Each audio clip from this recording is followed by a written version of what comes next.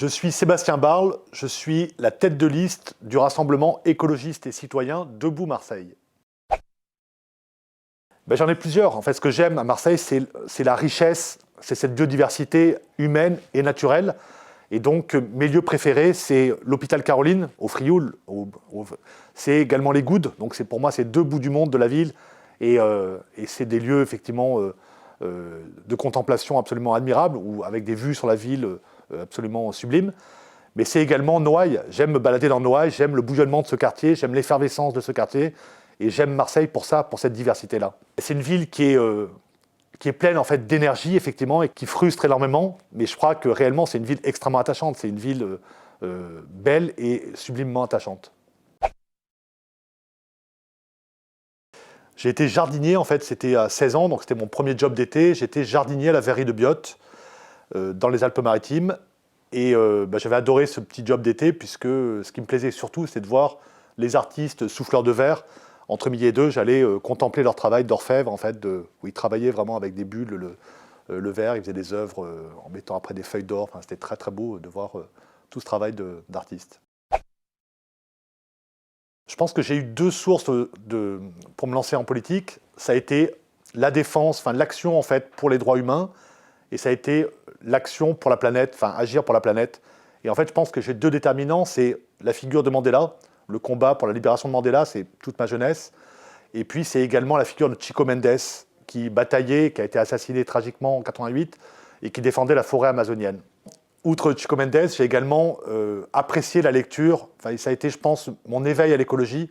Apprécier la lecture d'Élisée Reclus, qui est pour moi, qui est le précurseur de l'écologie, mais qui, pour moi, m'a éveillé en fait à tout un monde et surtout à la sensibilisation pour l'harmonie entre la nature et l'homme.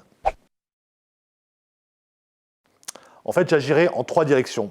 Première mesure, pour répondre à l'état d'urgence en matière de mal logement, l'idée c'est de réquisitionner les logements vacants dans la ville. La deuxième mesure, c'est pour instaurer la transparence pour l'attribution des places en crèche, pour l'attribution des logements sociaux, je mettrai en place des critères objectifs pour cette attribution des places en crèche et la transparence.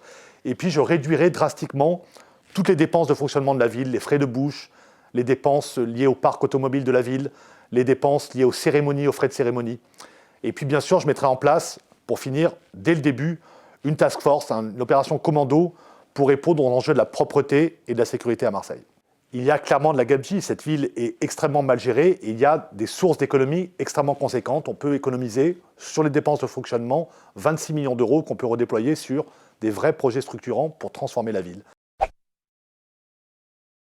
Malgré son ambivalence et son côté attachant, ce n'est pas Jean-Claude Gaudin qui nous laisse une ville effondrée aujourd'hui. J'ai de l'estime pour le personnage Gaston Defferre, le résistant notamment, mais je crois que, comme maire, c'est la figure de Robert Vigouroux, en tout cas c'est cette parenthèse enchantée qu'a laissé Robert Vigouroux dans cette longue histoire, dans ce long système clientélaire et affairiste. C'est pour moi les années de movida culturelle. J'étais étudiant, j'étais à Marseille, comme étudiant, et c'est vrai qu'on pouvait profiter de cette ville bouillonnée au niveau culturel. Eh bien, c'était avec mon frère à Nice, quand j'étais assez jeune, je devais avoir 7 ans, et il y avait eu l'affaire Spadjari, qui nous avait beaucoup marqué, le casse du siècle. Et en fait, avec mon frère, on s'était dit, on va remonter les égouts, donc depuis la mer, depuis la promenade des Anglais, on va remonter les égouts comme Spadjari. On a remonté les égouts sur quelques mètres, après on ne pouvait plus trop, et on avait jusqu'aux jambes, mais voilà, on avait fait cette grosse bêtise en fait. On s'était fait bien engueuler en rentrant.